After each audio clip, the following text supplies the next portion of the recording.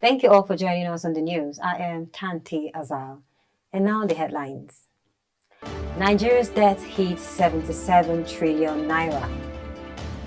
Nigerian Air Force personnel crushed to death in Kwara.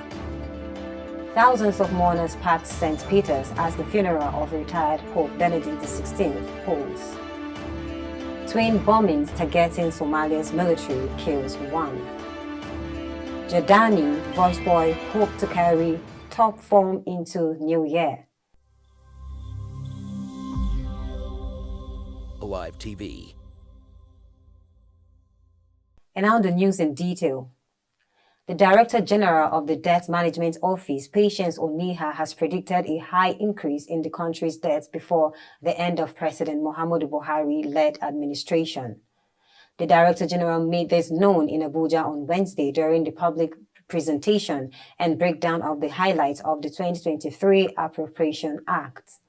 According to Oniha, the country's debt may hit 77 trillion naira if the Central Bank of Nigeria continues its ways and means, which has accumulated from 2014 to 2022 at about 22.7 trillion is securitized, coupled with the 44.6 trillion total debt stock as at third quarter of 2022 and the 8 trillion new borrowing.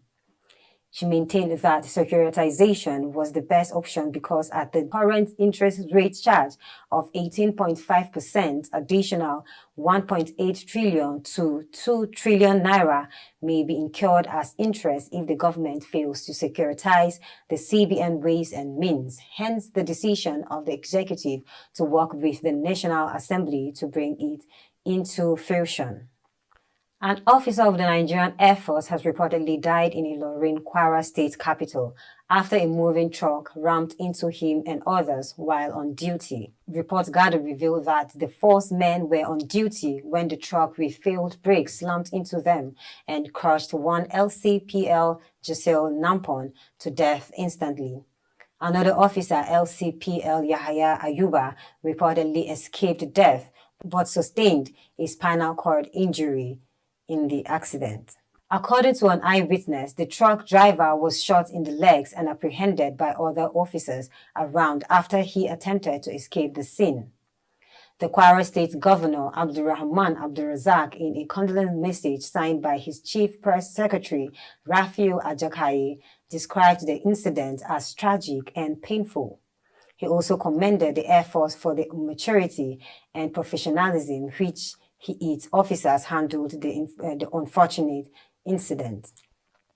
On the foreign scene, in Vatican City, Pope Emeritus Benedict XVI was laid to rest Thursday in the first funeral ever conducted by a sitting pope for his predecessor, Pope Francis, who has led the Catholic Church since his election in 2013, following Benedict's surprise resignation. Among the tens of thousands gathered in St. Peter's for the funeral were more than 100 cardinals, 400 bishops, and almost 4,000 priests, royalty, and heads of state from around the world, and thousands of regular people flocked to the Vatican. Pope Benedict XVI was buried alongside coins minted during his papacy and in one-page written historical account of his life, which notes his studies, research, and retirement. It also notes that he lived out his later life in prayer and meditation. Still on foreign news. Police in Somalia say at least 10 people were killed by a suicide car bomber when they targeted a military facility in a region at the heart of the government's offensive against Al-Shabaab extremists.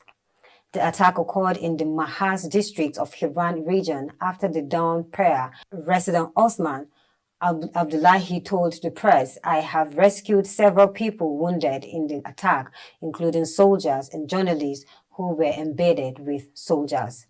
Mahas is at the center of the ongoing government offensive against Al-Shabaab, the Al-Qaeda-linked group of thousands of fighters that has controlled parts of central and southern Somalia for years. The government has vowed to defeat it this year. And now on sports. As Nairobi Polo Club hosts Davis Cup this weekend, attention is on Kenyan international Jadini Nzomo and Easy Firstboy, who hope to carry last year's form into the new season. This will be the opening tournament of the 2023 Kenya Polo Association season and will be followed with the next 3 other events to be hosted at the same venue before a proper campaign hits off in May.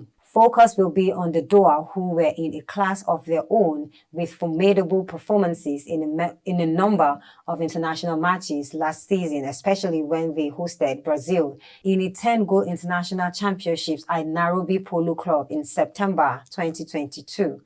And it will another chance for them to prove the same at the same venue, Nairobi Polo Club, in the next 4 weeks before riders and their ponies take a 4-month break. This is all we have for you on the news. Thank you for watching.